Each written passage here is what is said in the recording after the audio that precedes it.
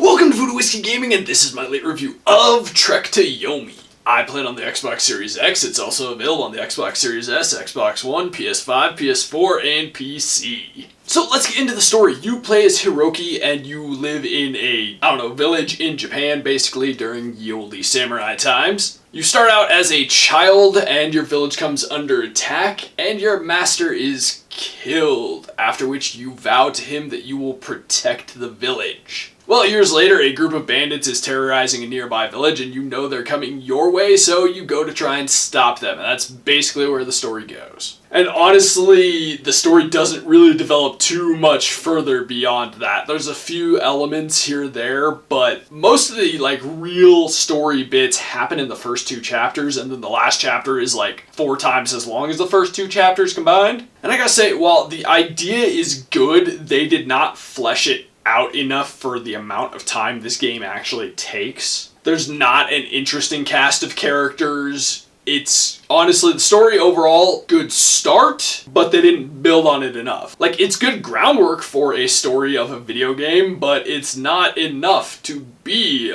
the story of a video game. Now let's get into the audio, and I like the music in this game. I think the music is very well done in this game. I also think the sound effects are very well done in this game. I think the sound effects fit whatever is going on, when you're playing. Now, as for the voiceover work, I think the voiceover work is well done, but I had a serious issue with it cutting out. There would be entire lines missing where I just wouldn't get any voiceover work, and then the next line would be fine, and this happened probably a couple dozen times throughout the game. Let's get into the gameplay mechanics and whatnot, and this is one of those 2.5D side-scrolling action games, we'll call it. There is a little bit of exploration to find things. It is very much not Metroidvania if you're thinking that when I say it's side-scrolling. There really isn't backtracking in this game. There's moving forward occasionally. There's different pathways where you can drop items on an enemy or something like that. But most of the gameplay is the combat, and the combat, quite frankly, I found boring. At first it was really cool, but then as it goes on, you realize that, yeah, you're getting these different combos, but most enemies die in 1 to 2 hits, so a lot of these combos aren't particularly useful. There's a few enemies who can survive long enough to get a 4-hit combo on them, but it's not many, and eventually it just becomes pattern recognition. So for me, the combat was boring, and it became very, very, very repetitive. On top of that, to go along with the combos, they don't really matter that much because also the majority of the combat breaks down into countering the enemy. They give you ranged weapons, which the first one they give you is completely worthless. But even then,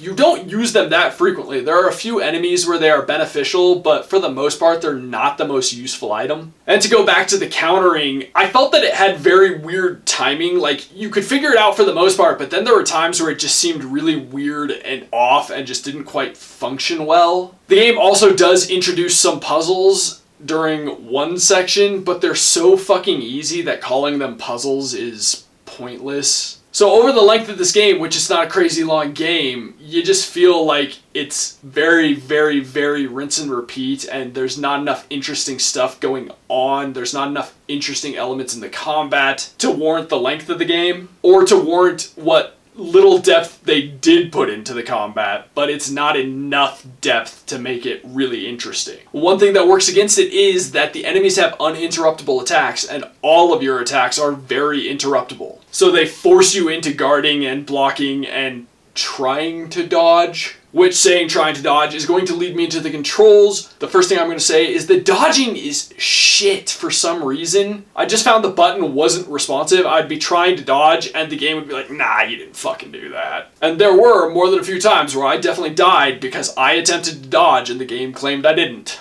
That being said, when it came to doing the countering, blocking and attacking and moving, I felt like all of that was very responsive. The only time I really had issues with it was doing the roll. Now let's get into the graphics and visuals, and this is the one thing I am really going to praise the game on, is I love the visual style of this game. First off, I love their recreation of the Japanese era, the Japanese weapons, the armor, the village, the countryside, all of that stuff. I thought they did a really cool job with that, and I think actually it's a better looking game than I was expecting when you're in the cutscenes. I mean, don't get me wrong, it's not the most beautiful thing I have ever seen, but I did think it looked better than I was expecting.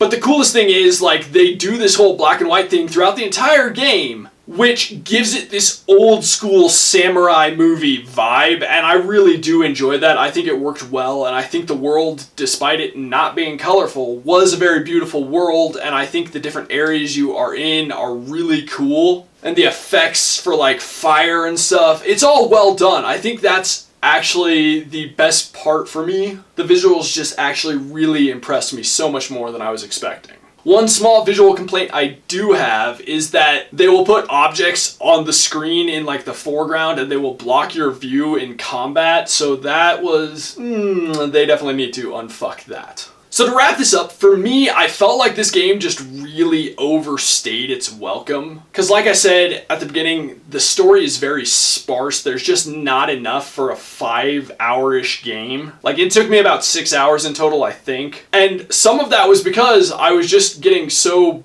bored with the game, so bored with the repetitive combat and the uninteresting combat, that I was just trying to get through the game as quickly as possible, so I would end up fucking up in the combat and dying and having to rinse and repeat. Playing this game felt like somebody, beating a dead horse, burying it, digging it back up, beating it some more, burying it, digging it back up, taking a piss on it, kicking it in the ribs a few more times, rinse and repeat 5 more times or so. Playing this game felt kind of like that metaphor, except for longer. And I have seen that this is getting some really good reviews, 7s, 9s, 95%, shit like that. I gotta tell you, for 20 bucks and for the amount of time I put into it, I cannot recommend this game. A 5-hour game that overstays its welcome, that is not something I'm ever gonna recommend. And I've said it before and I'll say it again, I always feel bad shitting on indie games, but like, I really wish this game was more. I wish they had put more effort into the story, the characters, really given you something to experience over the 5 hours, but man, you reach a point where it just doesn't feel like it's ever going to end. Okay, so in the comments down below, why don't you tell me, have you ever felt that way about a game where you're just sitting there waiting and waiting and waiting for it to end? And as always, thanks for watching. If you enjoyed the video, please hit that like button, and if you like what I'm doing in general, share and subscribe. Have a good one.